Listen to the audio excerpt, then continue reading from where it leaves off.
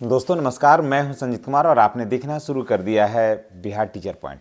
दोस्तों आज बात करेंगे शिक्षा सेवक तालीमी मरकज के संबंध में। जैसा कि आप सबको पता है कि बिहार में बड़े पैमाने पर शिक्षा सेवक तालीमी मरकज काम कर रहे हैं, जो ऐसे बच्चों को विद्यालय में जोड़ रहे हैं जिन्हें विद्यालय से कोई खास लगाव नहीं था या फिर वो विद्यालय आना नहीं चाहते थे, चाहे उनकी कई कारण था। उनका पृष्ठभूमि अच्छी नहीं थी, गरीबी थी, बदहाली थी, शिक्षा के महत्व को वो समझ नहीं पा रहे थे।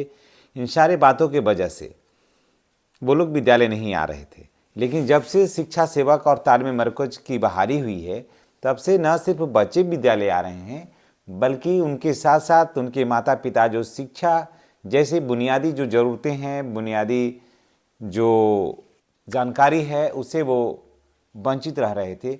सरकारी योजनाओं के बारे में उनको जानकारी नहीं हो पा रही थी, कोई समझाने वाला नहीं था, उनसे आत्मीयता पूर्वक कोई मुलाकात करने वाला नहीं था।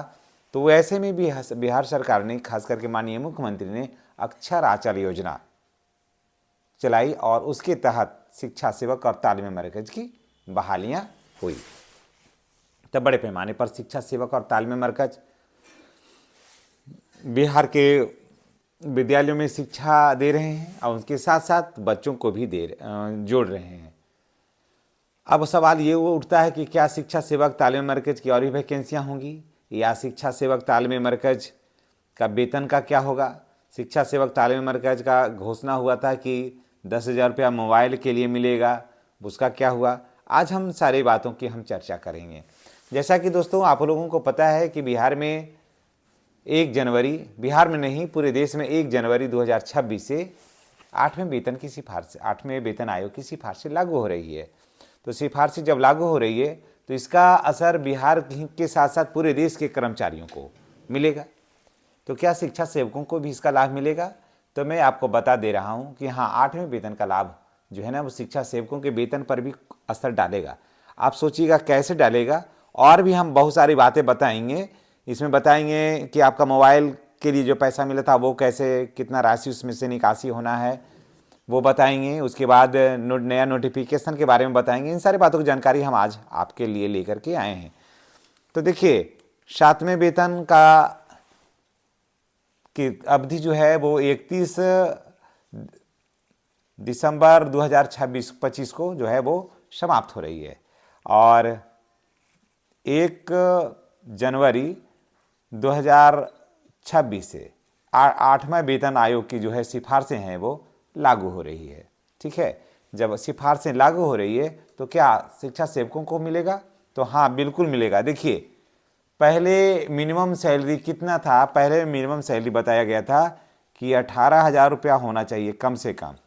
किसी भी वैसे कर्मचारी का जिसका एपीएफ वगैरह कटता है, उसका वेतन जो है वो 18,000 होना चाहिए था। तो उसमें आपका वेतन का वृद्धि उसमें हुई, और अभी आपका वेतन जो है वो लगभग 22,000 रुपया, 22 से 23,000 रुपया के बीच में है। अब ये बात है कि अब जो सिफारिश लगी हुई है उसमें कहा गया है एकदम साफ कि किसी भी सरकारी कर्मचारी को जिसको 16 दिन अवकाश हो और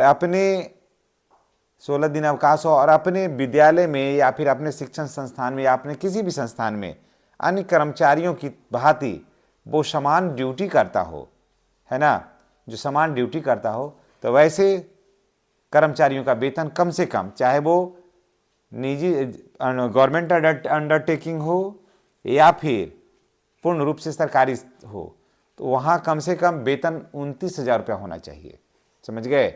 वहाँ वेतन होना चाहिए कम से कम 29,000 रुपया।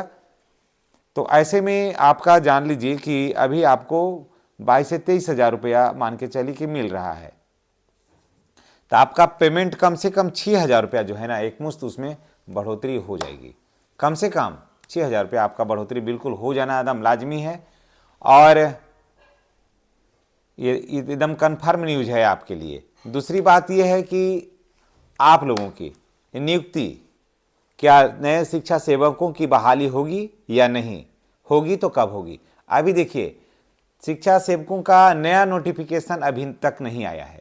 इसके संबंध में हम लोग भी मान रहे थे कि चुनाव के पूर्व हो सकता है कि कोई नया नोटिफिकेशन आए, लेकिन नया नोटिफिकेशन नहीं आया, न वेतन बढ़ा।